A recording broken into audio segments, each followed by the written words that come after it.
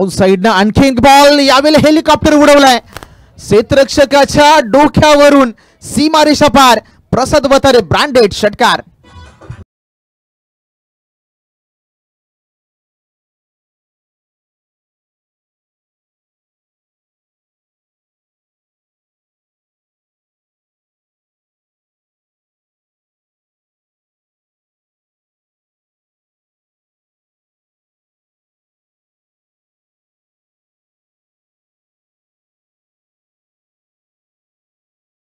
धावा झाल्यात आतापर्यंत 24-24. येणारे 9 चेंडू शिल्लक राहिलेत. 9 बॉल मध्ये करायचे 25 धावा. आणि जसं उल्लेख झाला की क्षेत्ररक्षण एक चुकी झाली. एरर इज अ हॉरर हे खूप चांगलं वाक्य. म्हणजे चुकी झाली की मनामध्ये भीती येते. यावेळी जशी एक चुकी झाली, चुकीवरती अगदी भरपूर बरसलाय बॅटिंग करणारा प्रसाद वतारे. आता येणारे 9 बॉल वरती करायचे अजूनही जिंकण्यासाठी 25 धावा. अर्धा गड आहे तो अर्धा गड सर केलाय. मात्र जिंकण्यासाठी तुम्हाला अजूनही 9 चेंडू शिल्लक आहेत आणि 25 धावा करायच्या आहेत. आणखीन एक बॉल हवेमध्ये. उंची या बॉलवरती जास्त आहे, लांबी ही तेवढीच आहे. बॉल सीमारेषेच्या बाहेर फरार. आणखीन एक बिग ब्लास्ट. हाही येतोय षटकार.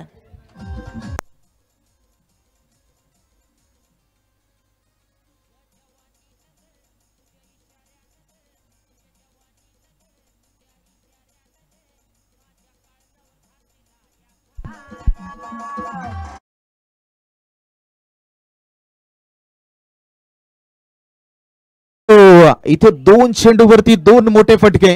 प्रसाद वतारे ऑन फायर. मी त्याचा उल्लेख केला. या मॅच मधील एक महत्वाचा खेळाडू. आणखीन एक ठोकलाय. 3 इन अ रो. लगातारचा तिसरा षटकार. घुटना टेकवर तमाशा देख. 3 इन अ रो. आणखी एक बिग ब्लास्ट.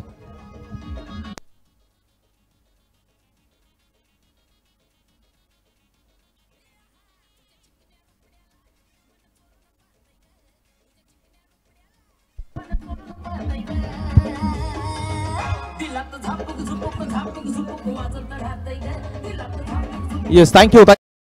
मागच्या 3 चेंडूवरती 3 मोठे प्रहार. आता इथे पुन्हा एकदा आपण उल्लेख करूयात. पहिल्या चेंडूवरती क्षेत्ररक्षण थोडंसं खराब झालं.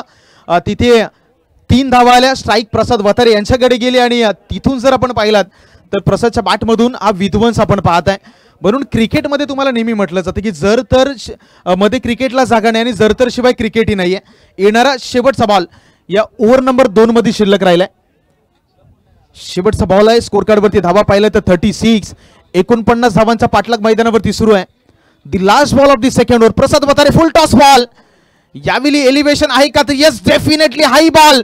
सीमारेषेच्या बाहेर. 4 इन अ रो. 4 लगातार षटकार.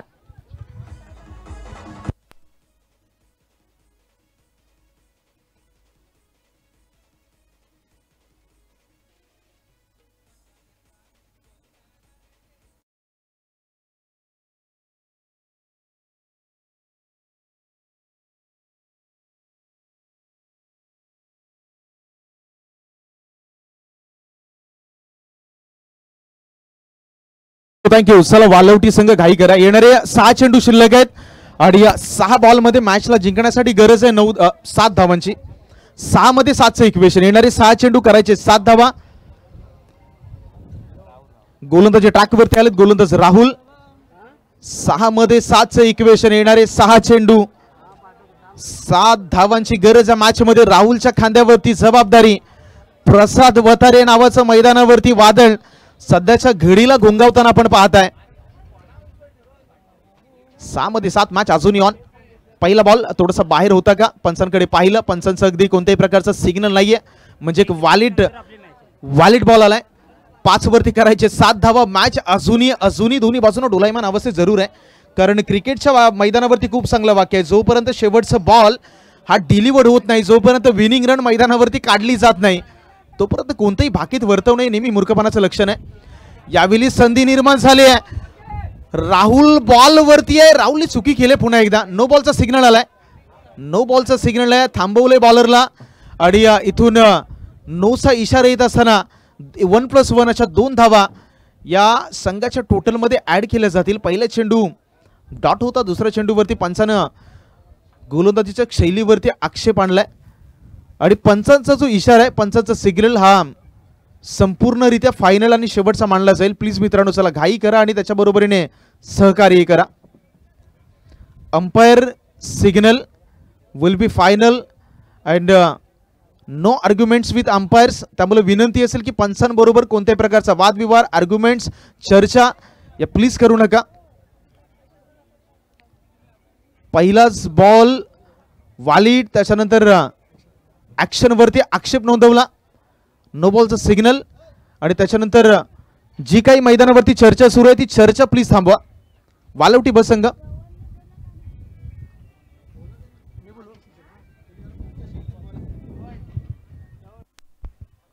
थँक्यू.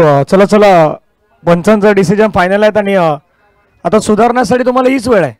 म्हणजे बाकीच्या गोष्टी जर तुम्ही आता नाही सुधारल्यानंतर कधी सुधारणार, मग वेळ निघून जाईल. कदापि पंच कुठल्याही गोलंदाजाला चक्क नाही घोषित करत. एक गोष्ट असते ती तुम्हाला सुधारण्यासाठी चक्क घोषित करतायत आणि पंचांना वेळ नाही लागलं की ते तुम्हाला डायरेक्टली नो बॉल देतील. पण स्वतःमध्ये काहीतरी बदल करायला हवा, नाहीतर मग ग्रामीण भागामध्ये तुम्ही तसेच खेळणार, मग तुम्हाला कोणी फेकी काढणार नाहीत, मग तुमचं क्रिकेट तसंच चालू राहील. त्याच्यामुळे थोडं सुधारणा करा.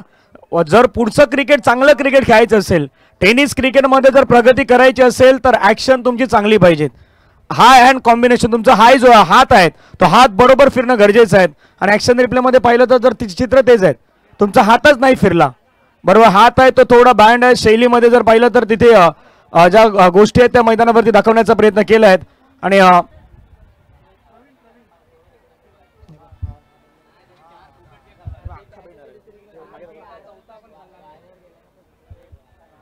चला चला शैली पाहिली गेल्यात आणि चक्क म्हणून घोषित केलेत. पण असं नाही की तुम्ही चक्क म्हणून घोषित केलं मग तुम्ही दुसऱ्यांदा कधी गोलंदाजी नाही करू शकत. करू शकतायत, फक्त स्वतःमध्ये परिवर्तन करा, सुधारणा करणं गरजेचं आहे. ॲक्शन रिप्ले घरी जाऊन तुम्ही पाहिलं तरी तुम्ही पण सांगाल थोडासा हात जो आहे तो थोडा हात बेंड झाला होता. त्यामुळे त्या गोष्टी करणं गरजेचं आहे. कॉमेंट्री बॉक्समध्ये जॉईन आहे दिशांचं. आणि अगदी ज्यावेळी पंचांचा एखादा सिग्नल तुमच्यापर्यंत येतो ती एक तुम्हाला सूचना असते की इथं बदल करण्याची गरज आहे. आणि ॲक्शन रिप्लेमध्ये अगदी साफ म्हणजे जे काही मैदानावरती घडलं ते चित्र सध्याच्या घडीला 6 हिटर गौरवजी पाटील यांच्या माध्यमातून आपल्यापर्यंत पोहोचवलं जात आहे. ज्या पद्धतीचा तो बॉल होता पंचांना थांबवलं आणि धनंजय पाटील सरांनी खूप चांगले उल्लेख केला की यापुढे असं नाही की तुम्ही गोलंदाजी करू शकत नाही, तुम्ही बदल करा, बदल हा निसर्गाचा नियम आहे आणि वेळेबरोबर तुम्हालाही बदलावं लागतं. यावेळी पहा प्रसाद वतारेच्या बॅटमधून हा षटकार या मॅचचा विनिंग षटकार ठरलाय आणि या आणखीन एक दमदार विजय मात्र प्रदान केलाय बॅटिंग करणाऱ्या सायगाव संघानं. मॅन ऑफ द मॅचसाठी प्रसादला विनंती आहे, मॅन ऑफ द मॅचसाठी प्लीज आपण या.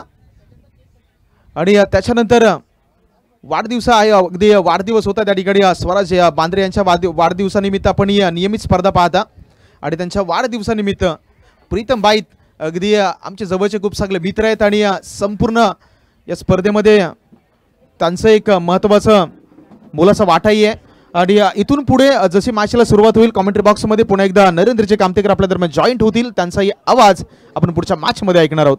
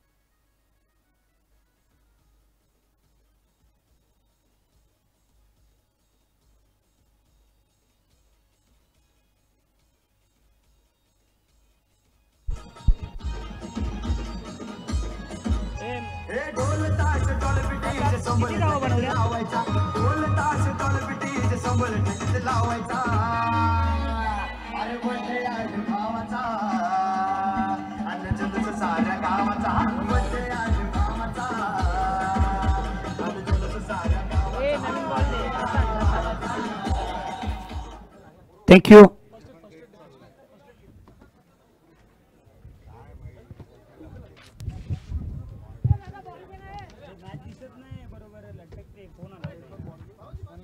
नक्कीच मागच्या मॅचमध्ये एक बहारदार इनिंग आपल्याला प्रसाद वतारेच्या बॅटमधून आपल्याला पाहायला मिळाली. प्रसाद वतारे मागच्या मॅचचा सामनावीरचा पुरस्कार जातोय आणि एक चांगली बॅटिंग आपल्याला पाहायला मिळाली.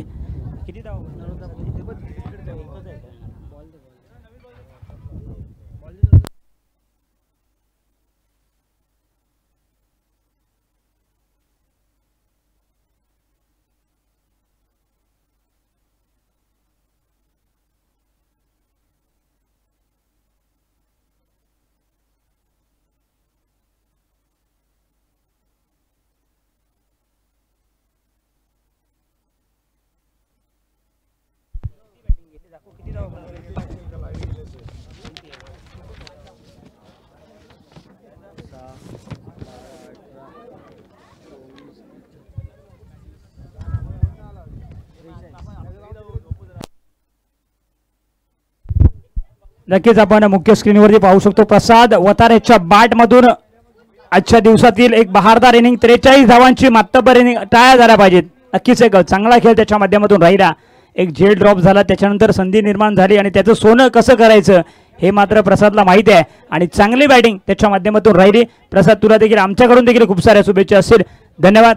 जाऊया एका बाजूला संघ असेल मैदानाच्या आतमध्ये हरिहरेश्वर तर दुसऱ्या बाजूला संघ पारगान. दोन्ही संघाचा एक एक खेळाडू आमच्यापर्यंत मॅच चालू होण्याच्या अगोदर पाठवायचे याची देखील नोंद घ्यायची आहे.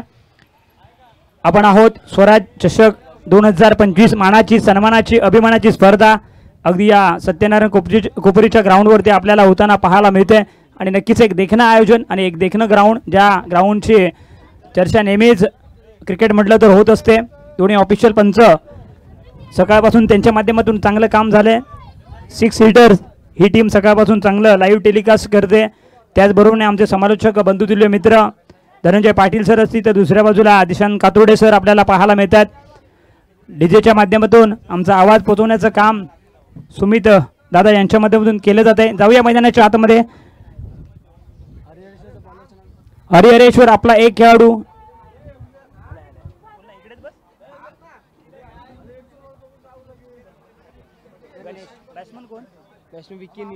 सलामीची बॅटर मैदानाच्या आतमध्ये एका बाजूला विकी दुसऱ्या बाजूला निलेश तर गोलंदाजी ट्रॅकवरती गणेशला आपण पाहू शकतो. 3 षटकांची लढत. तटिया सर्कलच्या आतमध्ये पहिला चेंडू एक्स्ट्रा कव्हरला पाहायला मिळतोय. तटिया सर्कलच्या आतमध्ये चेंडू फील्ड होतोय. संघाचा श्री गणेश केला जातोय. गणेशाला मानवंदना दिली जाते. एका धावेनिशी संघाचं खातं ओपन झालंय आणि नक्कीच आज एक 2 मार्च म्हटलं तर नक्कीच एक चांगलं आयोजन. ज्या स्पर्धेची तुम्ही आम्ही सर्वजण वाट पाहत होतो परंतु चेंडू होता स्लॉट मध्ये त्याला पाठवले पार्किंग प्लॉट मध्ये. षटकार.